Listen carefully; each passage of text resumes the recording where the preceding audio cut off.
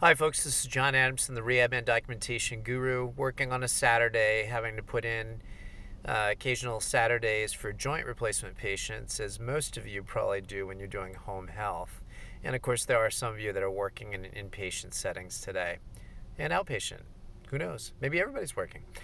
What I'm doing a video about is the fact that patient rights may be killing healthcare. So let me elaborate on this. And I've had this thought for quite some time. Think about your patients. Most of them have engaged in bad practices in their life that have put them in the predicament that they're in, requiring health care. Most of them have done things that if they had just done differently, they wouldn't have racked up serious medical bills, had major catastrophic issues. Aside from the occasional accident patient that you see who is in a motor vehicle accident, that couldn't be helped. If they were born with a congenital issue, that cannot be helped. A lot of diseases are caused by lifestyle choices. And you think about some of the big three. We know, of course, diabetes type 2 is largely a lifestyle choice. We know that heart disease usually follows lifestyle choices.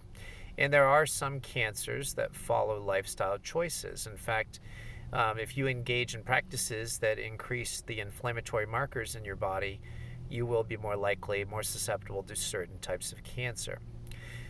With that said, there are some times when we can't protect against those things. But what if patients actually assumed some responsibility for their health care?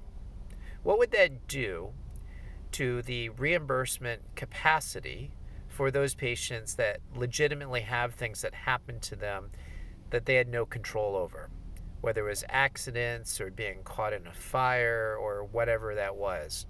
What if we had responsibility shifted towards patients that made bad lifestyle choices? Many of you have seen patients who are morbidly obese. And some patients will tell you, well, it's in my genes. Well, they might have a genetic disposition towards certain body makeup, but anybody can lose weight. Anybody can get their weight under control. Anybody. And sometimes the very disease processes, of course, can cause them to weight gain. And if they would just work on losing weight, then they would be better. If people exercised, they would be vastly better.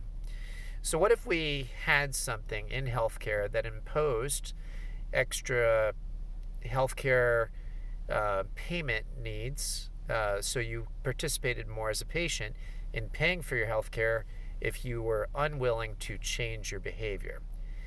But we know there's something called patient rights. And many of you have heard about the patient rights issue, not just from going to school, but working with patients, working with other healthcare workers. I remember when I was working as an inpatient therapist prior to doing any operational or clinical roles, I had patients, I'd be exercising and I'm trying to get them in shape, and here comes the donut cart being brought around for mid-morning snack. Now, first of all, most people don't need to eat 5 times a day. Not a good practice. And so I remember one time I had a nurse say this to me. She's offering donuts to my patient, and I'm saying, I'm trying to exercise my patient and get them in better shape so they can function better. And right in front of the patient, she says, patient rights. Just like that. So what if we remodeled healthcare to involve the patient more and make them actually accountable for the bad decisions they've made? I think that would be a good starting point to reducing healthcare costs, which is one of the triple aims of healthcare right now, which would then allow more funding, more money to go for those that, well, they had no choice and things happened to them and they really need us. Anyway, just some thoughts. Controversial, perhaps, for some of you. I understand. Please leave comments. Please like. Please dislike if you so choose. And please subscribe. Take care, God bless, and have a great day.